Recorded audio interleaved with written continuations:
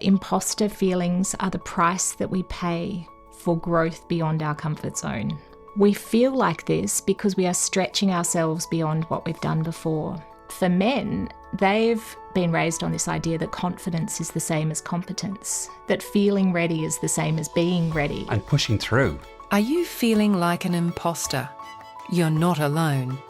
Erin Buttermore, strategy consultant and executive coach, joins us to help you navigate a phenomena that can force you to work excessively, to burnout point, or hold you back from the promotion you deserve. And what we see in individuals experiencing the imposter phenomenon is that they attribute their success to external factors like luck or charm or the gift of the gab or everyone else fell over. They attribute their failures to internal motivators. I was not good enough. I didn't work hard enough. I was lazy. I wasn't conscientious. I'm not intelligent enough. I'm not smart enough to do this. Over the last few weeks, for a range of different reasons, I've been in conversations with people who have said to me stuff that sounds like this. Pod, I'm waking up at 3 a.m, convinced that I've been overpromoted and this new job I've got, like, I don't deserve it. Or one person said to me he was avoiding opportunities in case someone might discover that he didn't actually know as much as they thought he did. Therefore, playing it safe was better. Another person said to me that he was convinced that his work should stand for itself. And in that case, he didn't need to have an opinion in key meetings. I disagree with him on that point. And a good friend of mine last week, when we were having drinks together in the pub, he was trying to persuade me that the success he and his team were having, and when I say success, they were really kicking out of the park. He was trying to persuade me this was down to sheer luck, or good timing, or the team coming together, and nothing to do with him. Does any of this sound familiar to you? And what's at the base of these conversations? One word: imposterism. The notion that I might be found out to be an imposter. I might get caught out. I might be found out to be a fraud. It might be evidence that I'm nowhere near as good as anybody else, or nowhere near as good as I'm supposed to be. Some people call this imposter syndrome. So I've called in an expert. Erin Buttermore joined us today. Erin is completing her PhD at Sydney University in Australia on imposter syndrome. Now, she calls it a phenomena, not a syndrome. And I've asked her to come and talk to us about what's happening when we feel these thoughts or think this is happening for us. More importantly, what do we do about it? From our studio in Jones Bay Wharf, Sydney, here's Pod O'Sullivan with Don't Let the Old Man In, a podcast from the Wisdom Vault. Let's start here. Imposter syndrome, or phenomena, as I know you call it, was identified in 1978 originally, when researchers were looking at high-achieving women who couldn't internalize their success. And now, 50 years later, we are noticing through some of the research that folks at midlife, this really kicks in different areas. And I was looking at a study before you came in, Erin. In 2020, a study in vocational behaviour said that 62% of knowledge workers experience imposter feelings, yet men are significantly less able to or willing to talk about it or seek help. And which is why you're here today to talk about it. Let's start with the obvious piece. If I'm sitting in a pub or I'm listening to this and I'm going, what is imposterism? Tell us what it is. It's that feeling that no matter what you've achieved, you don't deserve your success, that you got there somehow by accident or luck or charm. You've done a Stephen Bradbury. You've outlasted all of the competition and you've won the place, but you didn't win it on your own merits. And at any minute, anyone could discover that you don't really know what you're doing and you could be marched out with your possessions in a box. And you live in dread of this discovery. Now, for those listeners who don't know, Stephen Bradbury is quite a famous Australian athlete who ended up winning in the Winter Olympics. Is that right? That's right. He was coming fourth, I think, and the first three candidates literally fell over. And he kept going. And he's often used as a metaphor for accidentally succeeding, which is not fair because he was as good as anybody. He stayed upright. Right? Absolutely. Yeah. But your notion of referencing Stephen is it's not like the imposter sensation is I'm accidentally succeeding and I might be found out. Is that right? That's right. I've managed to cover my tracks until now, but at any minute somebody could find out. For someone listening to this and going, oh, that sounds like me, what are some of the classic symptoms? Well, classic symptoms are doubting yourself and feeling this intense sense of fraudulence when you start something new or when you're about to tackle a big project. And that can manifest in multiple different ways. But some of the things that can happen are people working excessively to the point of burnout to try and make sure that they've over-prepared for every eventuality. They try and do what they would do if they knew what they were doing. The other way it can go is people holding themselves back, self-handicapping or sandbagging, where they say, oh, I'm going to be terrible at that, even when you know they're probably going to be really good. Or not putting their hand up for a promotion because they're worried if they can't cope at the level they're already at, how would they cope at the next level up? So they're getting in their own way before they even start in that case. Absolutely. Right? Yeah. Now, I said up front imposter syndrome, but I know you long enough to know that you don't like that word and you call it imposter phenomena. Tell us about that. Well, it was originally conceptualised as the imposter phenomenon by Clance and Imes when they came up with this theory back in 1978. So it was never originally called imposter syndrome, but for some reason the popular press has picked up that term and it's almost universally called that. So that's what you would have read in the media. But the reason I don't like it is that it's not a diagnosable syndrome. It's not listed in the DSM-5. And I think that telling people it's a syndrome puts the onus on the individual. It pathologizes the experience and says that this is on you. There's something wrong with you. To people who are already feeling like there's something wrong with them, that just adds an extra burden to what they're going through. I like that. Right. So it's not a syndrome. It's not listed as a syndrome. So let's stop calling it a syndrome and then we can maybe deal with it even That's easier. right. Okay. From a man's perspective, let me just think about this. There is research around masculinity and how boys learn to be boys, who learn to be teenagers, who learn to be men. And this notion of the boy code, which is, at least historically, around don't express your feelings, like be confident. It's where the whole machism kind of takes place. And it's a version of masculinity. But certainly when that is portrayed or learnt, one of the side effects is vulnerability, as in hide vulnerability. Do not express your feelings. And I'm wondering, when you fast forward then to 40s, your 50s, and you've learned to not do that, and you're now in the workplace, whatever the workplace is, and you are starting to doubt yourself in the ways that you suggest, or that's been a continual habit of yours over life, but now you're starting to notice it maybe. And you're less likely to reach out for help. That manifests as being a debilitation, I'm imagining. What patterns do you see or what patterns do you know about that show up in midlife and then specifically for men? I think that's a really interesting point that you raise. Because it was first conceptualised in women, people have the idea that the imposter phenomenon is just something for women. And subsequent research has shown that that's absolutely not the case. A lot of men do have these experiences. Perhaps they might be less likely to report them.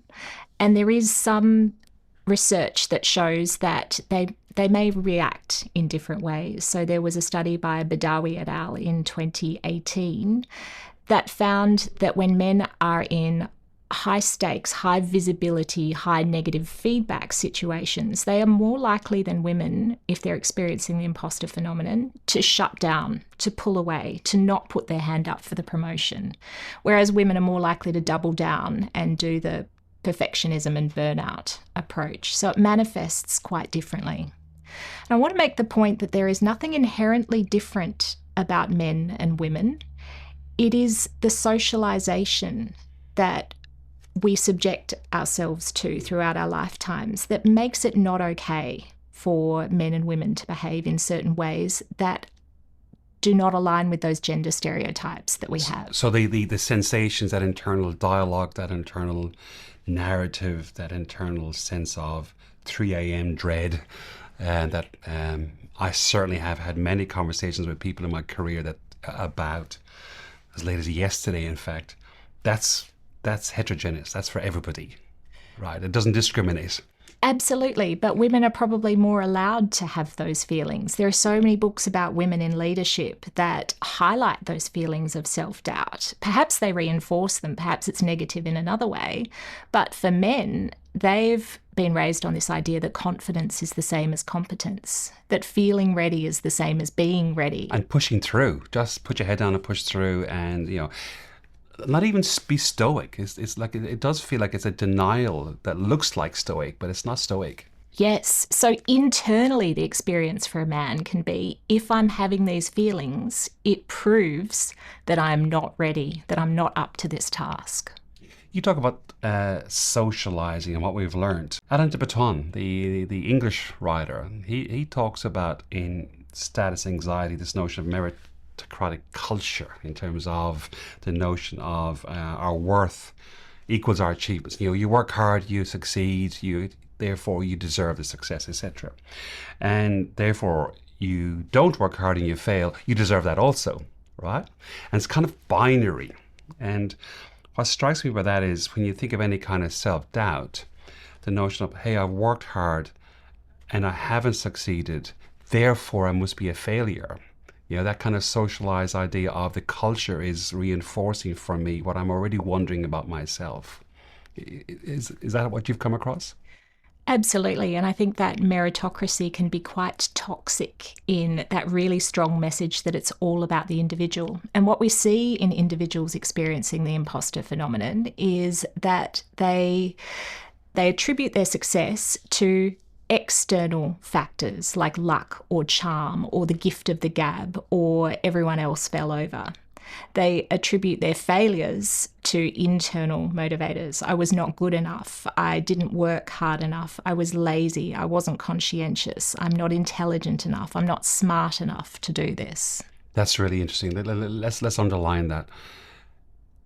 When I am succeeding, it may not be down to me. It's down to the team that I'm in. It's down to the market's going well. It's down to the housing industry is going well, so therefore my building business is going well. It's down to the wind, the rain, whatever it is. But when things go bad, it had to be my fault.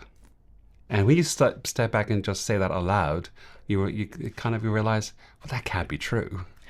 But you got to say it out loud and listen to it to realize it can't be true, right? Absolutely. And that's often what I invite my coaching clients to do, to state these perceptions that they have, these narratives around how they've achieved their success out loud, and then listen to how strange it sounds when you vocalize them. When you do that, what's the reaction that folks have for the first time? They go, oh, right, yep. I see what you're getting at. They catch themselves in the moment and they're a bit shocked. It feels like a conversation that they may not want to have. Like David Whyte, the poet, talks about, what's the conversation you don't want to have? Because that might become the important one you should have, particularly with yourself.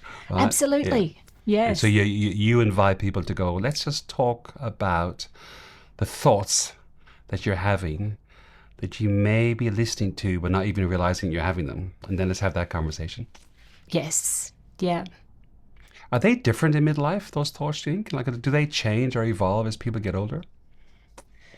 Look, I'm not aware of any research that necessarily proves or disproves that, but I would think naturally by the time we reach midlife, we're starting to get to a peak in our careers. We're in positions we've never held before, and there's a perception that at this stage of things, we should know what we're doing. Early on in our careers, there was a lot of scaffolding and support around us. Perhaps we've gone from university into a graduate program. There are mentors. Everybody knows we're a newbie. There's a lot of people training us. And then suddenly we're the boss and everyone is coming to us asking and expecting that we will know the answers. We will know exactly what to do. And we're thinking, but I don't know. What happens if I get it wrong? Yeah. I was talking to someone yesterday who's in an organization, and we weren't necessarily talking about imposterism per se, but knowing that you're coming in today, I was thinking about the topic, and I said to them, look, what you've just described, you didn't use this word, but can I use the word to talk about it? I said, the notion of imposterism. I said, I'm not going to call it a syndrome because I knew that in the back of my mind I was going, if Erin Buttermore could hear me, she'd be going, it's not a syndrome. It's a phenomenon. And I said to them, how much time do you think you spend in that internal narrative with yourself? And then the second question I want you to think about is, how effective or how useful is that? And they looked at me. They went, I've never thought about that. And they go, hold on, let me just stop and think. I think they stayed quiet for maybe 4 minutes, 5 minutes. Like it was a long silence. They go, I reckon I'm thinking about this an hour, 2 hours, maybe 3 hours a day. Wow. And they said, I just realized it's that long. Yeah. I said, but it's been a passion of mine for like so long. So I said to her, well, how does it show up? Because, well, I'll be in the meeting and I'm thinking I don't really want to say anything because I've got nothing of value to add. And then I'm realizing the meeting is now, in the second hour and I haven't said a word. Now I'm starting to berate myself because maybe I shouldn't be in this meeting because I'm not. And it goes on and on and on and on. I said, right, how can you just have that amount of time? Like, don't try to get rid of it, but maybe how could you have it? And that's kind of where we left the conversation. But it just struck me, here was this person who was really, really good. Mm-hmm. They're obviously at a level in their organization where other people think they're really, really good. And yet here they are in their own head having that conversation so often. And I think the concern with that is the amount of opportunity cost that they're not doing other stuff. Like they're not putting their great brain to something else. That is so true. It is such wasted potential, both in terms of the immediacy of a meeting, but when people are not putting their hands up for leadership positions, they think they're not ready because they have this self-doubt. Let me ask you this. Would you rather have a leader who's supremely confident and never needs anybody else's opinion? Or would you like to have the leader who wonders about different ways of doing things and asks for input from the team and doesn't always believe that their perspective is necessarily the right one? What does confidence and identity and imposterism, are the links between how our view of ourselves, the view we hold of our career, and our sense of confidence, like how is that impacted by this sense of imposterism? There's not a direct link between self-doubt and imposter feelings, or confidence and imposter feelings, that the research has shown definitively. It is a distinct concept in its own right. And if you've read Tina Fey's autobiography, she talks about veering wildly back and forth from this incredible ego and feeling like she could conquer the world to, oh my goodness, oh no, I don't deserve to be here. I haven't earned my place. And I see that a lot in people. Sometimes they feel great about things and then other times they feel crushed and like they can't go on. One thing I've been wondering about, there's so much talk in the popular press and airport books about be authentic, be your one true self, find your one true purpose, and it's almost like a magical nirvana of like, oh my God, my purpose has been revealed and I'm on this new golden path and there's a halo of light. And this notion of vocational drift, this idea of I'm in work, it may or may not be my perfect purpose. And in fact, as I progress, realizing, it isn't. And doubt starts coming in then in terms of, I should be doing something that I feel very, very purposeful about. I'm not, therefore I'm not good enough in this current role. Like, I reckon there's a link there between that. And I'm wondering, have we as a society put this notion of pursuit of the perfection purpose on such a high pedestal that we're creating an environment of doubting ourselves when we're not in that nirvanic type situation? I think you're absolutely right. We love those stories about the little boy who decided he was going to be a vet when he was 5 and he grows up to be a vet and that's all he does in his whole life. Or the person who has the epiphany in midlife after a career doing something, there's a sudden moment of realization when they think, oh no, this is not the path I should be on, I should be doing this. And we love those stories and we market those stories until everybody else starts to believe that that's the only way to be and that's how you achieve success.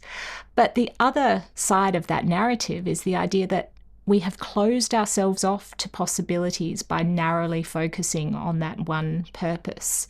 We haven't adapted to a rapidly changing world that is presenting new opportunities for us as we go along.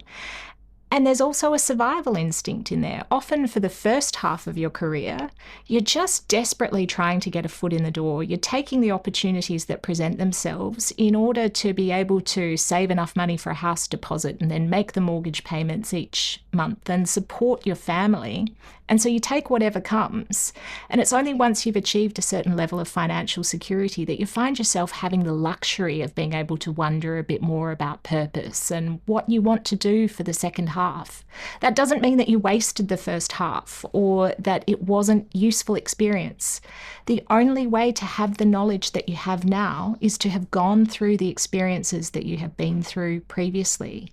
So if you hadn't done that, you wouldn't be who you are now. You wouldn't be ready for the next lot of challenges ahead. I love that, because that suggests then anyone who's got that sense of fraud, I shouldn't be here, or they might catch me, or, I don't know how I've got away with this for so long, or etc.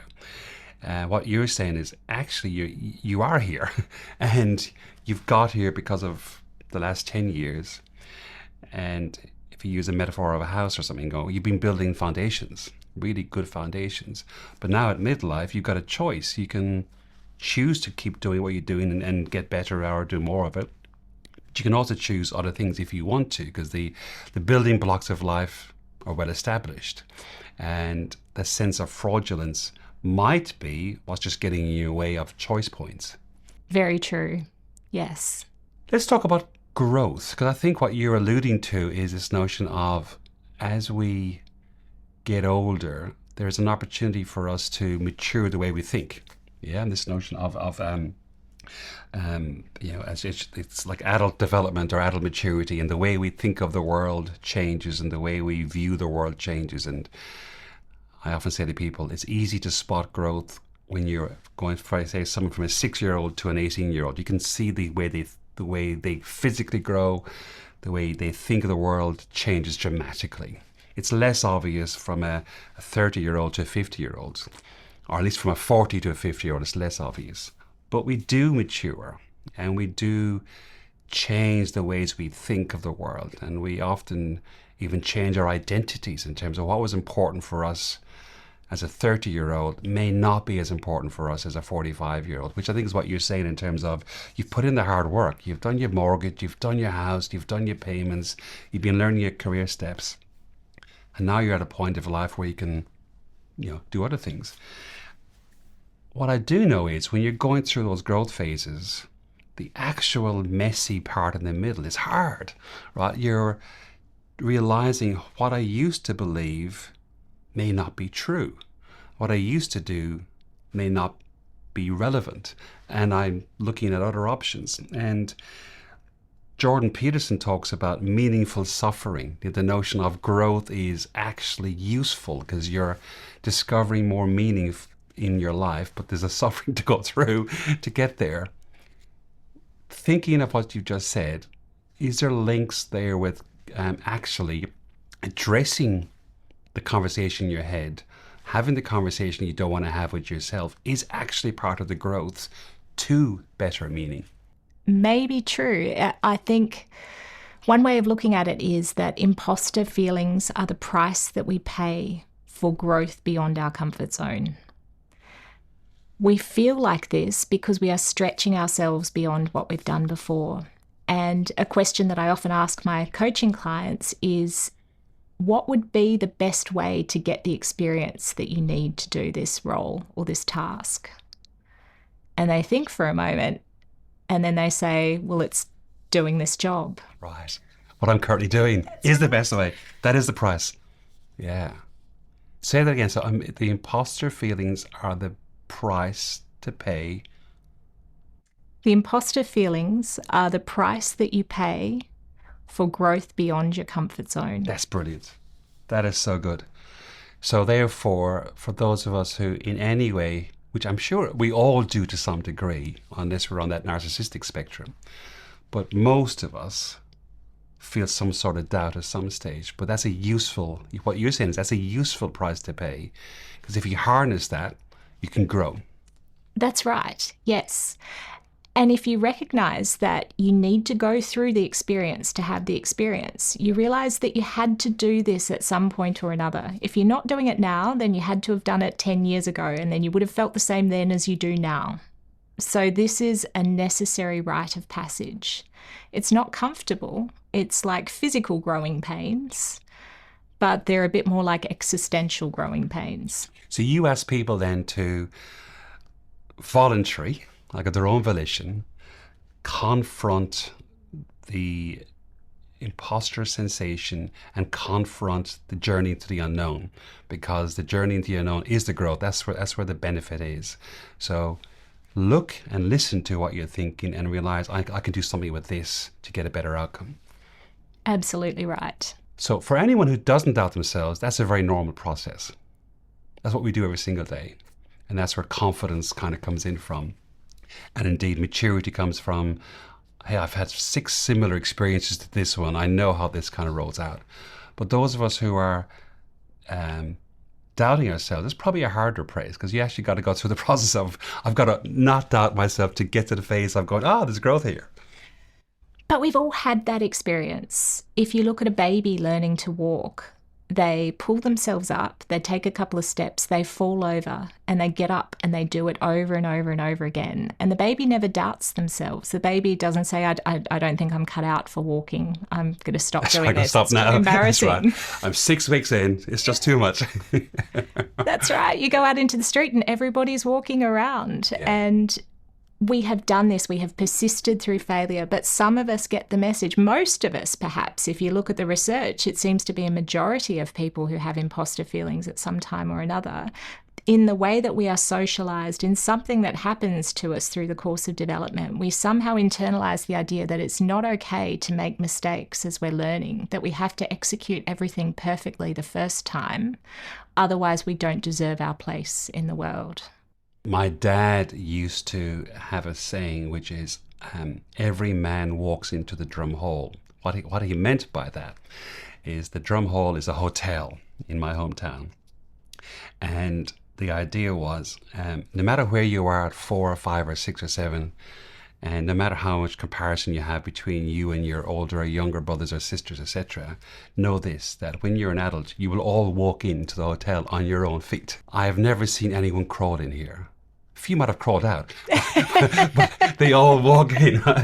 And I've never forgotten that phrase, because it often reminds me, do you know what? When you overcome yourself, when you overcome your self-doubt, you all walk anyway. Right? And so your idea of the baby doesn't check out from walking at 6 weeks. No, they end up walking into the hotel when they're an adult. For sure. You recommended, or I was in a conversation where a book was recommended called Own Your Greatness, which is this idea of how do you overcome how do you overcome yourself in order to own yourself. And the author Lisa Austin talks about identifying the origin story that sparked any kind of self-doubt or sparked any kind of imposterism, in terms of if you know where it started, then you could potentially rewrite the story. When you're working with your clients, do you see patterns, or what kind of patterns do you notice that then sparks any kind of ongoing self-doubt that leads to this? Well, this is so interesting, and it's one of the reasons for my research into what are the psychological mechanisms that underpin the imposter phenomenon. And the answer seems to be that there is no consistent answer at the moment. There are lots of different stories. So previous research has given us all kinds of origin stories, and I hear the same from my own clients. Things like, I was the smart kid in the family, I was the bright one, and therefore I was expected to succeed all the time. And I didn't really feel like I was all that bright. I was just me, and I showed up and these were the results I got, and then I got pushed into a particular career path because I was bright.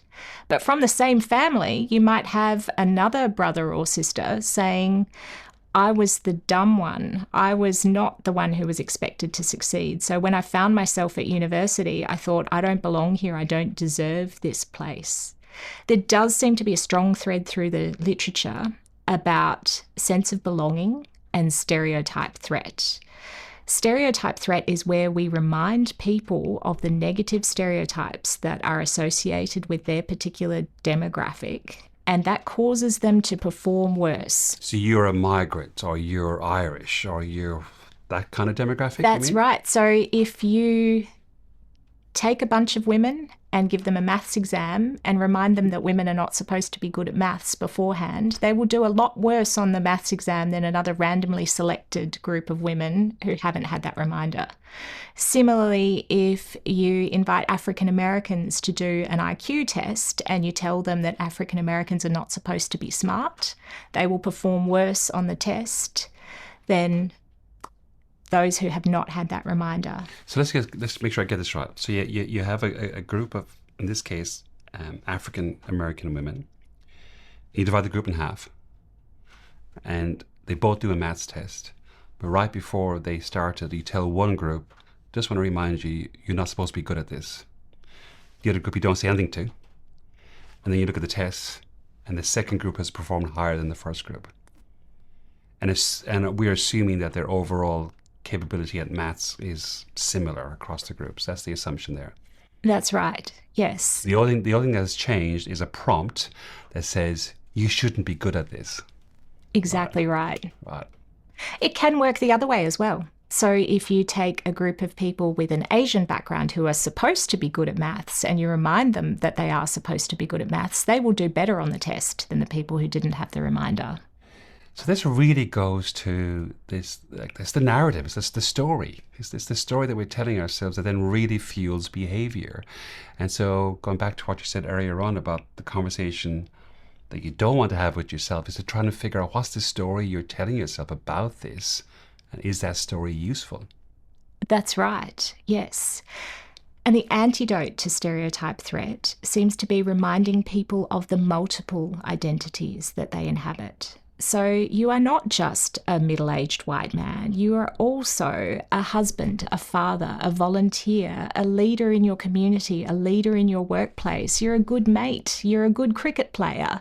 You are all of these other things. So you are not represented by your performance on any one aspect.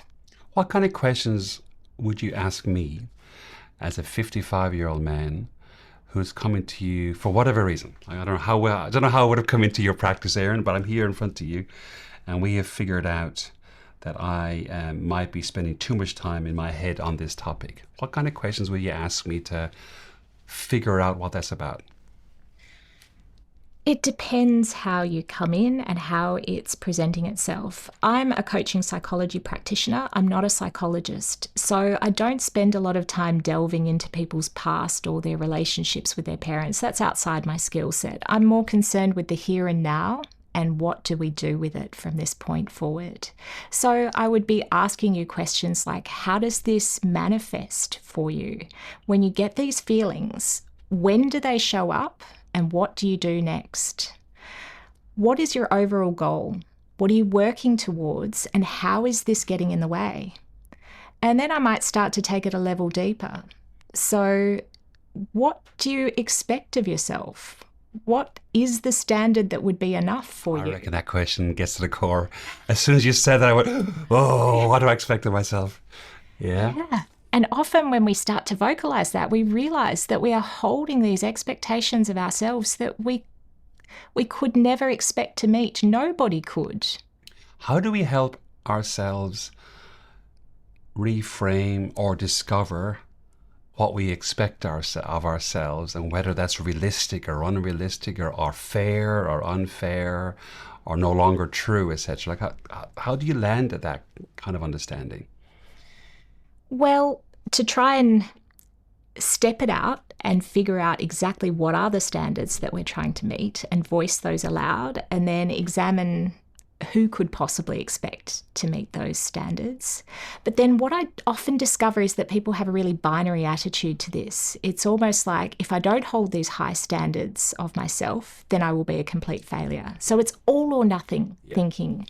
And what we come to realize is that we can dial it up or dial it down. So you don't have to strive to be the best at everything all the time. And making mistakes is an inevitable part of learning. So you don't have to know everything. In fact, the best leaders are the best at harnessing the expertise of the people around them to deliver a group product that's greater than the sum of its parts. And that often comes from they don't know the answer anyway, so they have to harness that. Yeah, I like that. Do you have any views on this idea of keeping like a brag file or a success file, or a happy, like a place where you collect stuff that's positive? So when you find yourself in a doubting mode, oh, let me look into this, just to remind myself that whilst I'm sitting here right now and it's 3 a.m. and I'm really not want to go into that meeting tomorrow. Actually, hold on. There's many, many moments when I'm perfectly good at what I do. I have mixed feelings around this. So some research into the imposter phenomenon has found that praise makes people experiencing imposter thoughts. Some of them describe it as it made my toes curl, because they feel so viscerally uncomfortable with the idea of being praised for something that they think they have achieved by luck. That might be because of the way the praise is delivered. It might be in a public forum where they feel incredibly embarrassed to have this so-called win pointed out when they haven't been able to internalise it. Yeah. Sometimes, though, having some written feedback that they can review in their own time can help them to internalise some of that success. And working together with a coach, accepting the idea that success for anyone is not an individual pursuit. It's a team goal. So when they're telling themselves these stories of, I got there by luck, or I got there by the team effort, that's not actually a sign that they didn't deserve it. It's a sign that they were able to unite the people around them towards a common goal. Which in itself is a really good outcome. Yeah. Absolutely. Yeah. So that's the reframing part, is you may think that the team got there and therefore you just rode the wave, but actually you were the person who helped the team to get there, and that's the good outcome as the leader of that particular team. Exactly. Let's just pause for a second. If you've made it this far, it must mean you're enjoying the show. We want to keep bringing you awesome conversations, but algorithms are like needy toddlers. They demand constant validation. So if you're liking this, please hit the like button, the follow button, the subscribe button, whatever button. It helps us land more great guests to keep entertaining you. And if you're listening to this on an audio podcast app, come over and watch us on YouTube. I promise we're reasonably photogenic. Back to the show. Ants. Automatic negative thoughts. I remember reading a book years ago, Tony Grant in Sydney, who he talked about ants and pets, and I thought, what's this all about? But the whole notion of we have so many thoughts just occur full stop, and most of them are so automatic. And for many of us, the automatic negative thoughts occur at a frequency that we might not even realize. How do we recognize that? And what is the process to manage that? Because I'm imagining you can't stop it full stop. I'm imagining there's some sort of mitigation process. At least as a starting point. I come from an acceptance and commitment therapy focus or philosophy that I bring to my coaching. And so my view is that you can't get rid of negative thoughts. They bubble up. Everybody has them. They are part of the full spectrum of thoughts that we have. But the problems arise when we over-identify with those thoughts and we start to accept them as true, holus bolus, without questioning whether or not there's another way of looking at things. The sorts of ants that I see come up in my clients are the classic, I feel like a fraud. I'm not good enough. I'm not smart enough. I haven't got the experience. I've never done this before. Everybody expects me to know stuff and I don't know it. These sorts of things come up over and over. And to turn those into pets, performance-enhancing thoughts, takes adopting a growth mindset. So I don't know everything, but I'm learning. I don't know everything, but I can find out. Plenty of people who are not that smart have achieved this, so I don't have to be that smart to do it myself. So you're not trying to stop the thoughts, you're just countering them with something that's a bit more positive and moving you towards the actions that you want to be able to take. So when you find yourself And the trick here, of course, is to find yourself, right? Is to realize that I'm doing this, hence the conversation you don't want to have, as per David White.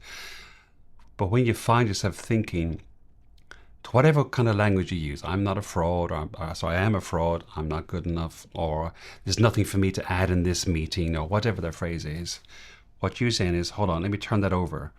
I am getting better at this. I am learning this. I'm staying curious about this. That person doesn't know everything either, and they're doing a pretty good job. That's the process, going from one to the other? That's right. But you're right, there is an interim step of noticing and stopping yourself and pausing to observe that that is just a thought. And there might be some truth in it, or there might not be some truth in it. But there are also other ways of thinking about it. I know you are a yoga teacher, and I want to talk about our body and where this comes in. But before I get there, I was at a mindfulness class recently, and the instructor was literally talking about observe the thoughts and try to watch them floating past, as opposed to you grabbing it and believing it. And so that interim step that you talk about, that first step, you've got to notice it. But before you can accept it and do something else, you kind of go, hold on, it's not getting me. I'm watching it, but it's not getting me. I'm just watching it, and then I can do something with it. Is that your experience? Yes, very much so. And I'd like to say first that I know that the whole concept of yoga scares a lot of midlife men silly. Well, it's more about what you wear and what happens when you bend over. I think that's the process. I'm not suggesting that anybody has to get into a hot, sweaty room full of lycra or anything like that. But what I suggest to my clients is that they notice the bodily symptoms that happen when they're having these imposter thoughts. When they find themselves in the meeting and realize that they haven't spoken up and they haven't said anything, there are some physical signals. We nearly all get them. The clammy palms, the dry mouth, the racing heartbeat, the feeling of the blood rushing through our bodies, getting hot all over. So stop and notice that for a moment. And when you see it happening, think, aha, when I notice my mouth go dry, then I will direct my attention to my feet inside my shoes. And I'll spend a moment just very strongly identifying with the feeling of my feet, each one of my toes, the soles of my feet inside my shoes. Then I'll take 3 deep breaths, and then I will take action. I will speak up. I will do what I need to do next. It might feel like that takes an age, but in fact, nobody will notice you doing this, and it gives you a moment to reset yourself, to catch the thought, to realize that you're getting carried away with it, that instead of being the stone sitting on the sandy riverbed watching the thoughts flow past like little leaves on the tide, you are becoming one of the leaves and flowing away. Become the stone, ground yourself, feel your feet in your shoes. As you are saying that, and I'm sure you said it very purposely, my whole mind went straight down to, oh yeah, I can feel my toes. There's the fourth, there's the fifth, there's the other four. And that sensation of just, not that I'm not calm right now, but the sensation of even calming more so was just so obvious. And as you were talking, I'm thinking, oh, this is taking a long time. But of course it took, what, 10 seconds, 15 seconds maybe, 20 seconds? Possibly even less when you're not narrating it aloud. Yeah. How often do you find your clients start that? When your clients start that, what is their reaction? I.e., to what degree does it help them, and how fast does it help them? Pretty instantaneously. The first reaction when I tell them about it is, oh no, that would take too long. Or people would notice, they would see what I was doing, it would look weird. But when they try it, they usually come back to the next session and say, that was great. That really worked. The other part of that process is that people often feel embarrassed to show signs of nerves or lack of calmness. We value people who are calm, confident leaders. So they're worried that if their hands feel clammy when they shake somebody else's hand, or if their hand shakes when they pick up the water glass and bring it to their mouth, that other people will notice and judge them for it. So I like to remind clients that having these experiences does not mean that you are so nervous that you can't perform. It's actually a sign of readiness. This is what our body does to prepare us for something that is important. If we were about to run a race, the extra sweat, the high blood pressure, the speeding heart rate, the dry mouth, these are all things that will propel us towards running faster and performing better. It's the same thing when we're speaking up in an executive meeting or when we are delivering a presentation to a room full of our better educated peers. Our body is getting us ready. So having clammy palms is not a sign that we are not ready. It's a sign that we are ready. That's a really different reframe, which goes to that whole mind-body connection, if you want to buy into the whole notion. But what you're saying is, if you tune in and listen to your body, it's priming you that you are ready, or it's priming you to get ready, or something important is about to happen.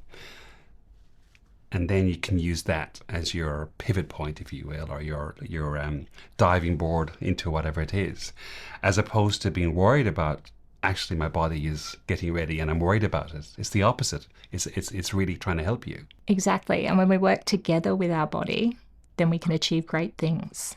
The first person whoever taught me this, I remember saying to him years ago, and you just said this when you're doing presentations to your better educated peers.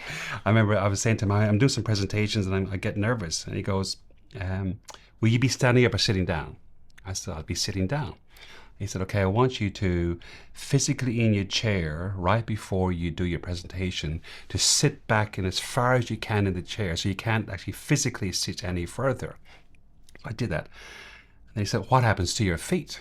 I said, well, my feet kind of just go out a bit further and they're really on the ground. He goes, what does that feel like? I said, A, really comfortable, but B, it feels like I'm in charge. It's what it feels like. He goes, okay. So right before you start your presentation, I want you just to sit back and get in that position. Because what you're telling your body and what your body is now telling you back is you're feeling confident. Therefore, you're priming yourself for the presentation. And I've been doing that probably 15 years now. And to your point, no one would ever know that.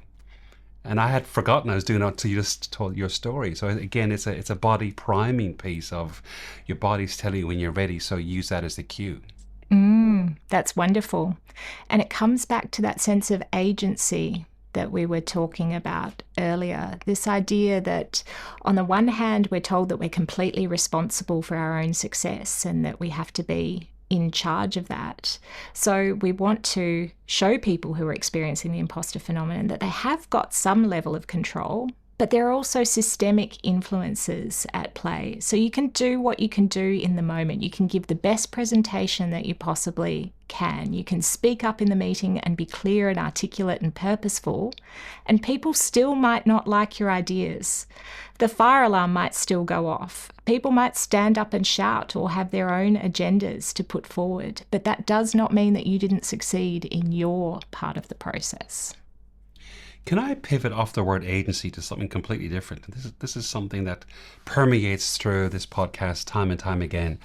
And that is the idea that when you come into your 40s, your 50s, or your 60s, you do have more agency than you certainly had when you're younger because of financial constraints or early part of your career.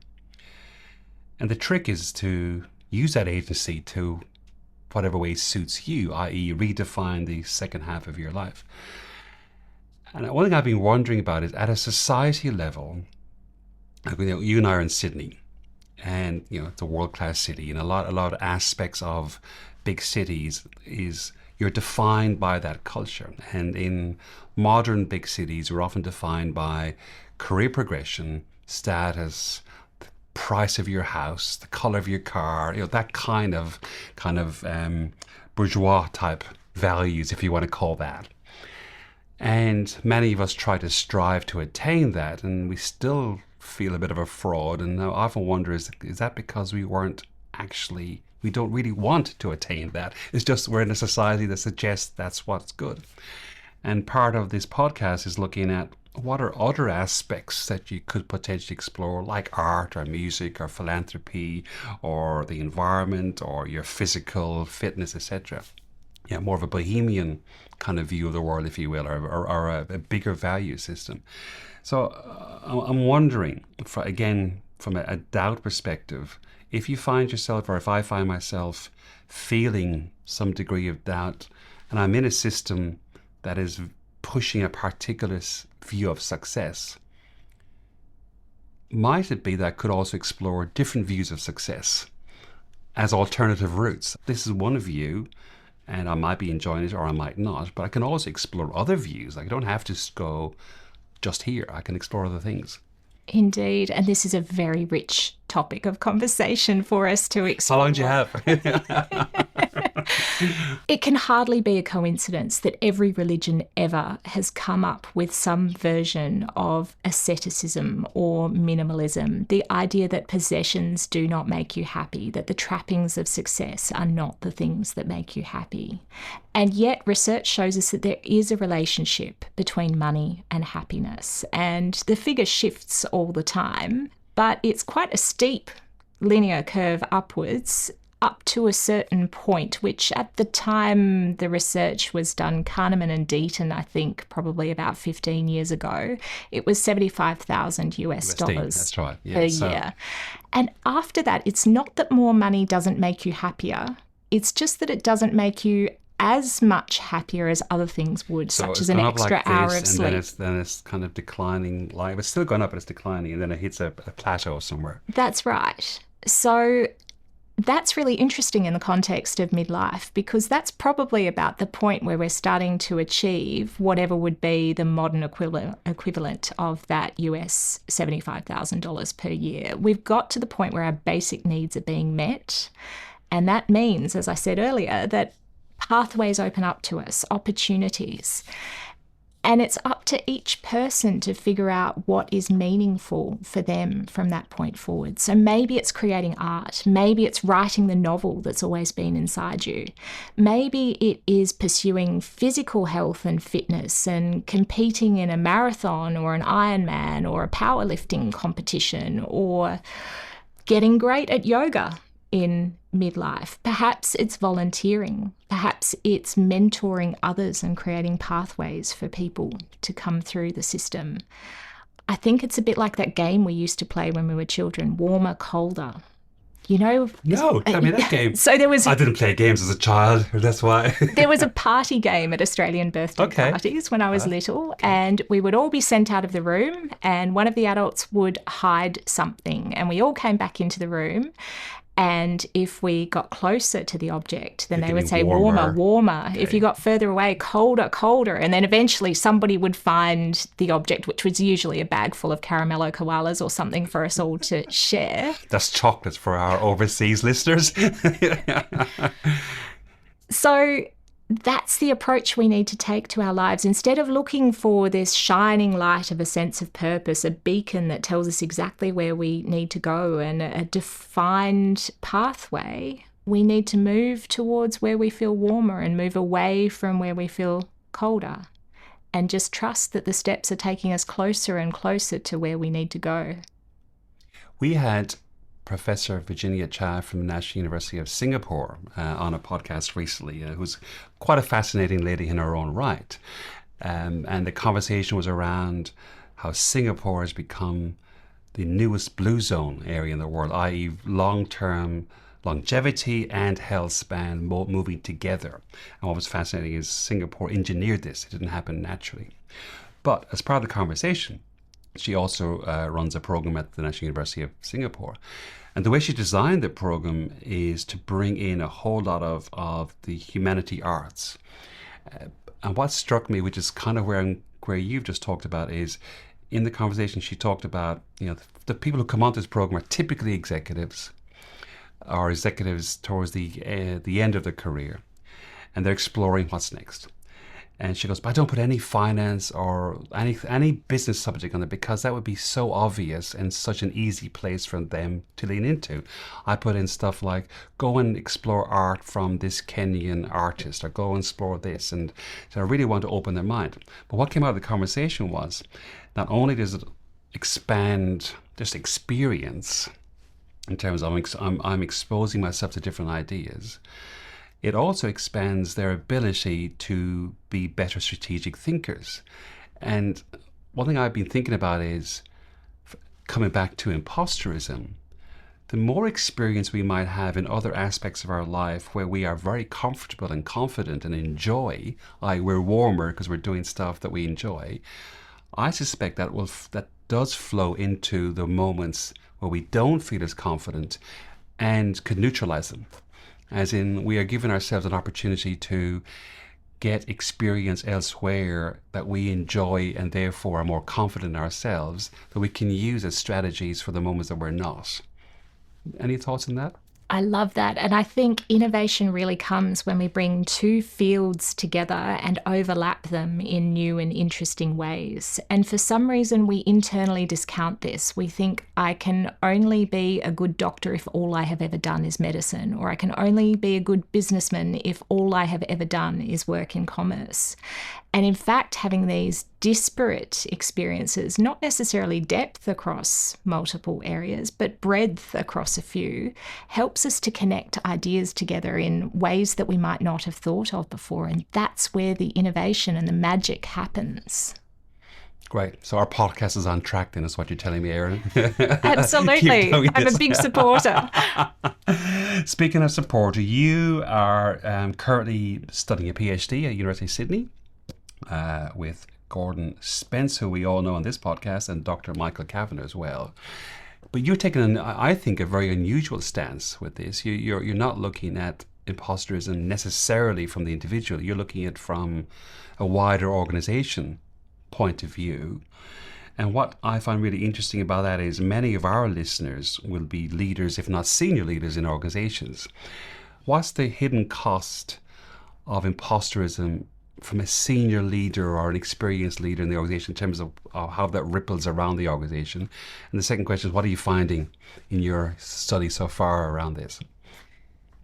The cost comes both to the individual and to the organisation. So for the individual, there can be a very high personal toll. If they push themselves as far as burnout, that is not a pretty experience. That could be 6 to 12 months of recovery. It could be leaving the workforce entirely. Even if they don't push it as far as that, when you spoke earlier about the person you were asking, how much time each day did she spend entertaining these imposter thoughts? It's 1, 2, 3 hours a day. Think of all the lost productivity that happens for that individual and the incredible stress that they're bearing trying to juggle these thoughts while delivering everything else that they have to do at the same time. So for the individual, there's a high cost indeed. For the organisation, there's also a cost because their productivity is diminished, because they don't put their hands up for opportunities to do extra role responsibilities or to step up into a leadership position. They may often try to take everything on themselves and become a micromanager in order to prevent this catastrophe from occurring that they think might occur. They're doing everything that they think somebody should be doing who knew all of the things that they think they ought to know. And so that impacts the rest of the team as well. There's also some research that shows that managers who experience the imposter phenomenon are more likely to favour their insecure employees. So they're being empathetic and warm to them, but perhaps they're not driving them to their best possible performance. Did you just say, I want to make sure I get this right, I think it's really important what you just said, leaders who might have a degree of imposterism for themselves support or favour people who also, they believe, might also be in the same boat? That's is that right, yeah. Okay. So in some senses, it might be even enabling the process. Potentially. I think that merits further consideration. It's possible that they might just be very supportive and kind and that it's helpful, but maybe they're reinforcing the behaviours. So we need to look more deeply at Which that. you're PhD. I can't wait for you to come out the other side so we can hear what you've learned and what you're sharing with us. Coming towards the end of this conversation, which I found really helpful and really, really insightful, we asked this of everybody: what would the 75-year-old version of Erin Buttermore be asking of her? Good question. I would hope that the 75-year-old version of me would be less concerned with being impressive and more concerned with being independent and free. She would remind me that imposter feelings are the price we pay for growth, and they're proof that I'm still learning and still growing. She'd tell me to take the leap, to laugh at myself when I fall, and to remember that nobody really knows what they're doing. We're all just improvising at different levels. Beautiful. And the last question, Erin, is what are your final words of wisdom for our listeners today? Be kind to yourself. We all have imposter feelings at some time or another. Confidence is not the same as competence. Feeling ready is not the same as being ready. These feelings are not a sign that you're not ready. They're a sign that you're growing. Continue on your path. Keep growing. Beautiful. On that note, thank you so much. Look forward to having you back in a year or so when we get the rest of the PhD insights. Erin Buttermore, thank you. Thank you. How good was that? I've heard Erin speak a few times, and she always strikes me as someone who not only knows her topic inside out, back to front, but is able to share it in ways that make sense to like anybody. I have 4 reflections on her topic. My first reflection is terminology. She is really clear that this is not a syndrome, it's a phenomena. And she said to us the term imposter syndrome pathologizes something that actually is just a human experience. And I love that Erin says if we use the word syndrome, that suggests that something is clinically wrong with us. And that already adds a burden to folks who already might be doubting themselves, which I'd never thought about that way before. She also says the phenomenon is not listed in the DSM-5. The DSM-5 is a list of all medical conditions and syndromes, and therefore it's not diagnosable as a condition. It's more a widespread experience of self-doubt despite the evidence of competence. So I'm going to call it imposter phenomena from now on in. The second reflection, which I really appreciate her underlining this, and that is confidence is not the same as competence. One of the most dangerous myths, particularly for men, is that feeling ready equals being ready, or that confidence indicates competence. This belief particularly affects men who've been socialized to equate being assured or looking confident, coming across as very confident, suggests you have equal ability. And what she says and what she emphasizes, the imposter type feelings that we might be feeling do not suggest we're inadequate. What they're trying to show to us is there's a path of growth coming your way. Come on board, learn, step outside your comfort zone. The absence of anxiety might suggest you're not challenging yourself. And I love that. So your sense of confidence and your sense of competence may not be the same thing. My third reflection, and this indeed is a theme that keeps coming through, not every episode on Don't Let the Old Man In, but many episodes. And that is, purpose is discovered through exploration, not an epiphany. So if you're a Christian wanting to be St. Paul on the road to Damascus looking for your purpose, it may not work. And I love that she said, waiting for sudden clarity about life purpose means you might be waiting for a long time. Her warmer, colder approach, I'd never heard of that before. I never played that game as a child. But the idea of moving towards something that feels authentic and energizing, therefore warmer, or moving away from something that may be draining you, or it feels like I should be doing this rather than I want to do this. And use that as a sense of orientation towards what has given me a sense of purpose and what isn't. And I love what she said, that purpose is not a destination to discover or to suddenly appear, but it's a direction to explore, found through experimentation and iteration rather than perfect planning or a sudden eureka moment.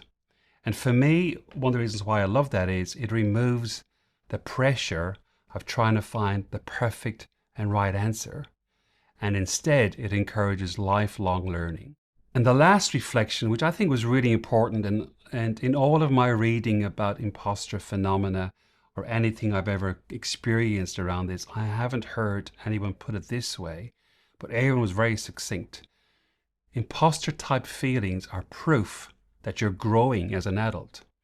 Perhaps more importantly, Buttermore reframes imposter phenomena from a pathology to an indication that the feelings you're having are not evidence that you're not ready or you don't belong. They're evidence that you're trying to push through some boundaries, that you're trying to take on new challenges, or you're trying to develop, or indeed that there's a pathway emerging for you that you're currently ignoring, but you shouldn't. And I love that when I asked her, what would the 75-year-old version of Erin Buttermore remind her? She said that imposter feelings are the price we pay for growth. And their proof is that I'm still learning and I'm still growing. How cool is that? I'm going to suggest one experiment as a result of listening to Erin, and I'm going to call it the warmer, colder purpose exploration experiment. So as she said, rather than searching for a singular sense of purpose or a eureka moment when it suddenly becomes clear the next chapter of your life furls out in front of you, she suggested using a warmer, colder approach, moving towards what feels more authentic, more energizing, more interesting, more hopeful. That gets warmer and warmer.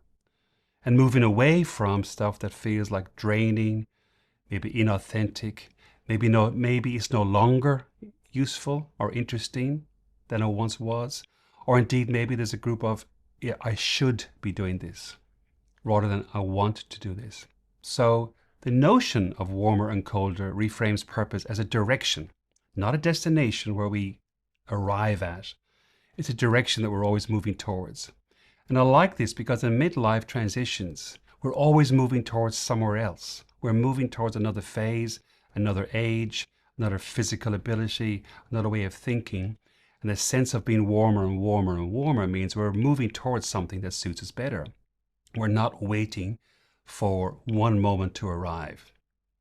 Now, for men who've spent decades meeting external expectations, say career achievements, financial security, family responsibilities, etc., we might take a little practice identifying what genuinely energizes us from what we should be doing. But what I like about the simple idea of warmer, colder, it gives you a sense of what you might enjoy. And we have heard a load of stories over the last number of episodes of people discovering stuff at midlife that they hadn't planned to, but it gives them a lot of joy as they play with it.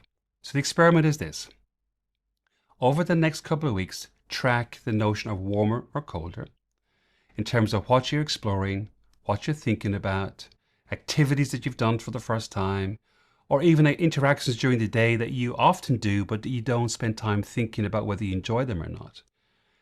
And just track them and have a 5-point scale going from colder to less cold to neutral to warm to much warmer. I am moving from colder to warmer.